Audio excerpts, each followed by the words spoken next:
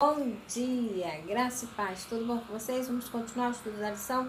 Hoje, terça-feira, nós vamos estudar sobre o casamento é honroso. A pergunta A: quando Deus estabeleceu a instituição do casamento? Está lá em Gênesis, capítulo 1, verso 26 e 28.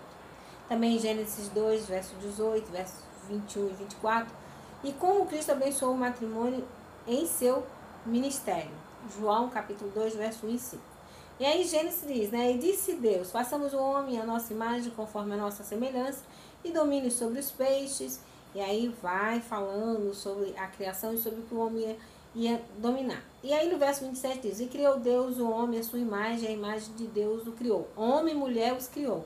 E Deus os abençoou e Deus lhes disse: frutificai e multiplicai-vos e enchei a terra e sujeitai-a, e dominai sobre os peixes do mar e sobre as aves dos céus e sobre todos os animais que se movem sobre a terra, né? E em Gênesis 2, 18, 21 e 24 está ali o relato, né, de quando Deus disse que não era bom que o homem ficasse só, que se devia achar uma ajudadora que fosse idônea a ele, né? Então Deus fez ele cair no sono e tirou uma costela e dali formou a mulher. O Senhor disse que o homem deixaria seu pai e sua mãe e se juntaria à sua mulher, certo? E aí Jesus, ele vai a um casamento, Caná da Galileia, e ele ali faz seu primeiro milagre, né? Então, Deus estabeleceu a instituição do casamento no Éden, né? Criou o homem, deu a mulher, criou o homem, criou a mulher, fez a mulher da costela do homem, disse que eles deveriam crescer, se multiplicar. Também disse que o homem deixaria, os abençoou, né? Também disse que para que eles crescessem, se multiplicassem. E também disse que o homem deixaria pai e mãe e se uniria à sua esposa. Então foi no Éden e Cristo abençoou o matrimônio no seu ministério. Ele estava em um casamento e foi lá que ele fez seu primeiro milagre. Deus celebrou o primeiro casamento, assim a instituição tem origem no próprio Criador do Universo. O venerável matrimônio, Hebreus 13:4, foi um dos primeiros presentes de Deus à humanidade e é uma das duas instituições que, após a queda, Adão levou consigo para fora dos portões do paraíso. Quando os princípios divinos são reconhecidos e obedecidos nessa relação, o casamento é uma bênção, protege a pureza e a felicidade humanas, satisfaz as necessidades sociais do homem, eleva a natureza física, intelectual e moral. Pois é, o casamento valorizado, respeitado, segundo a vontade de Deus, traz todos esses benefícios.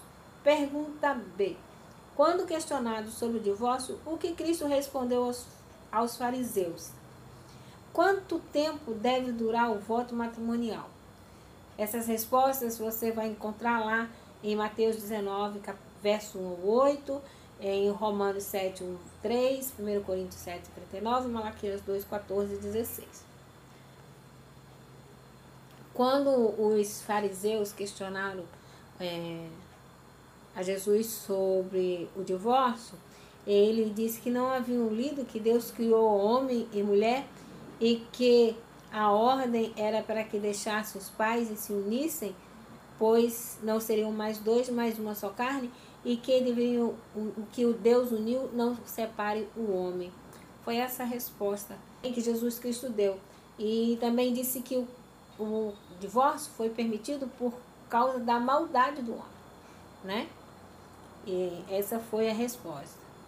E quanto tempo deve durar o casamento? O casamento é para toda a vida. O casamento não é para ser desfeito, ele é para toda a vida. Na mente jovem, o casamento está envolvido em romance, tornando desafiador afastar essa característica com que a imaginação o reveste para fazer com que a mente compreenda o peso da responsabilidade significativa que estão ligadas ao voto matrimonial. Esse voto une a vida de duas pessoas com laços que somente a mão da morte pode desatar. Cada compromisso de casamento deve ser cuidadosamente considerado, porque o matrimônio é uma decisão para toda a vida. Então, se é uma decisão para toda a vida, nós devemos ter muita responsabilidade Orar muito antes de escolher os nossos companheiros. E se nós não fizemos isso, porque não conhecíamos Deus, não tínhamos sabedoria vinda de Deus, então agora nos resta orar, pedindo a Deus que nos dê sabedoria para fazer com que o nosso casamento esteja de acordo com a vontade de Deus.